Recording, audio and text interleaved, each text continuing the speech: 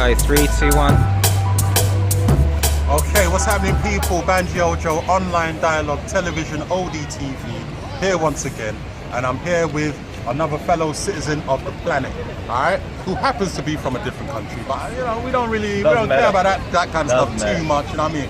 I appreciate that people have their identity and everything like that, but you know, at the end we're human beings. So I'm here with fellow citizen Robin, who's visiting from Germany. Is that correct? That's correct, right. Fantastic. So what brings you to the UK, Robin? Actually, my girlfriend. She's doing an internship here in Britain. Oh, fantastic. Yeah, that's wonderful. And what does she do, like, what kind of job?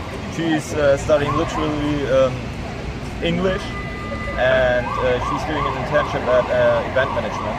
Oh, fantastic. Okay. So I want to visit her, of course. Oh, naturally, yeah. And but what I need to say is that I'm a little bit, depressed about the future, because not with my girlfriend, but with visiting UK, because of BREXIT and all the stuff that's happening. Okay. So when you say you're concerned about the future, like, can you expand on that? What is it about the future that brings you so many worries? My worries are that I can't visit UK anymore that simple. I just arrived at the airport, showed my passport and all this stuff. I'm a EU citizen, and that's what makes everything so simple.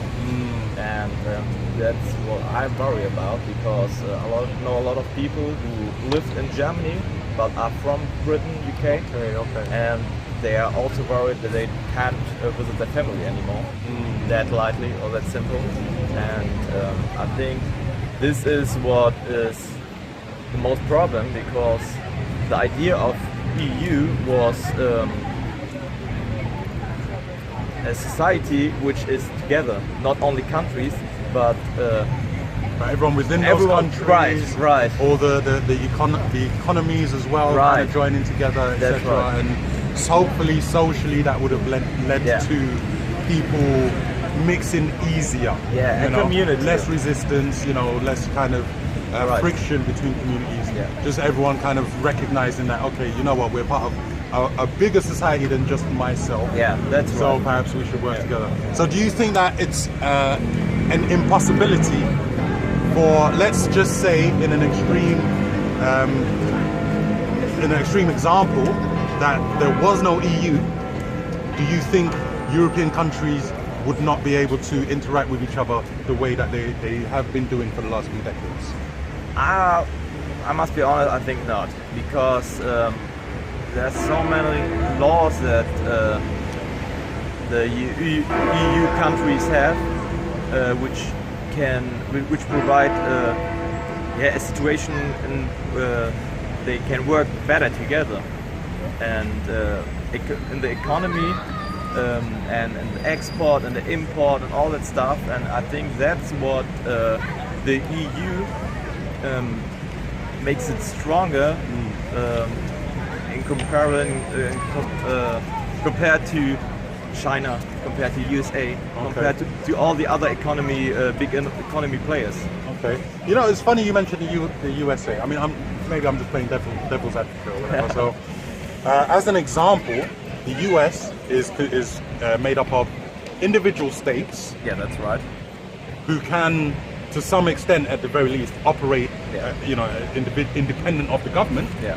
But then they can also be unified, or at least come under the umbrella of the federal government as well. That's right. So do you think, because the way I see it at this moment in time, the way the EU operates, is that that's not really the case, where the member countries can be independent or can do things independently and still also do things within the EU as well. Yeah.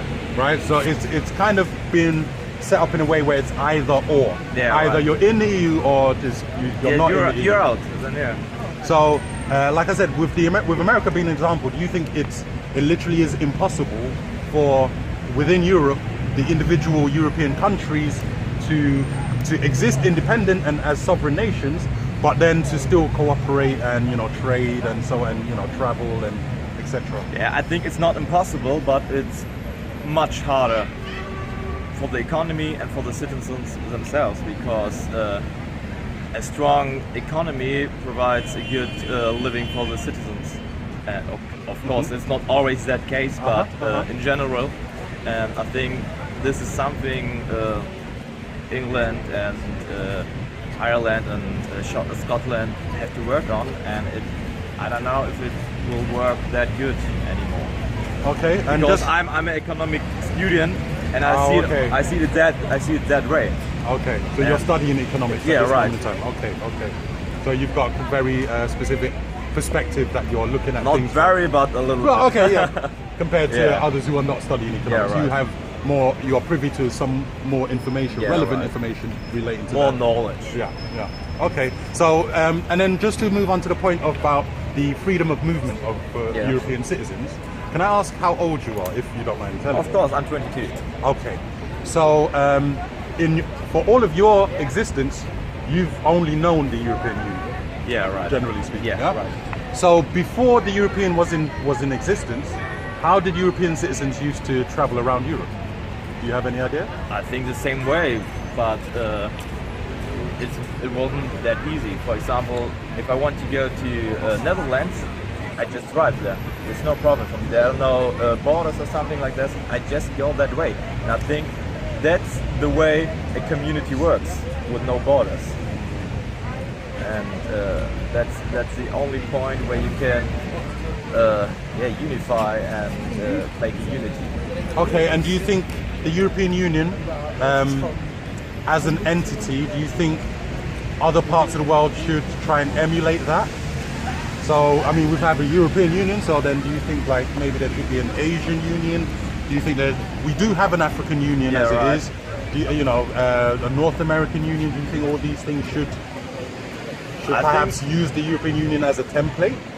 Not as a template, because the economies are different, the politics are different. Not every country is democratic in Asia and in Africa, and I think the most important thing is a democratic state, and that the economies are not too different, because and strong enough because there's a country like Germany in the European Union, but there's also a country like, for example, Poland or Greece. Yeah, like Greece, which is really in debt, and I think, of course, it can help, and they can work together, but I think there's always the topic of the politics, and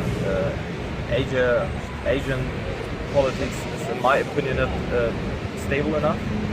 North America is. They have a slightly stable democratic state. You can see it in another perspective, but the basis is there, and it's too different. The cultures are too different, and So you think that something like the EU could only work in Europe? yeah, right. Yeah? Because there was World War II, and after that everything was built like the EU, and the history is different, and they had to build up a new Europe. They had no other chance. I think that's what's different to Asia or Africa. Africa has another chance in my opinion, because of all the empires and which robbed the countries and which destroyed the economy there and the people. But I think the same situation, or quite the same situation, is in Africa. They have the chance to build an African Union, and if they do it right, and if they do it with good politics, then I think maybe in 30, 40 years, it's a long way, but it can happen. Okay. Okay, so this has been Banji Ojo, online dialogue, television, again, having conversation with our fellow human citizens, you know, trying to find out people's perspectives, people's attitudes about what's going on in the world, so that we can help each other, learn from each other, and we can all grow and become a better world. All right? So thank you so much, Robin. Thank really you. appreciate it. Thank you. All right? I'll make sure that you know, I'll put the credits up and everything right. like that. Thank you. And make sure you enjoy your time here in the UK, yeah? If it's still raining, but well, I don't care. Hey, this is British weather, man. Yeah, Welcome. Germany as well. Let's just say welcome. All right. Peace and love, everyone. Goodbye.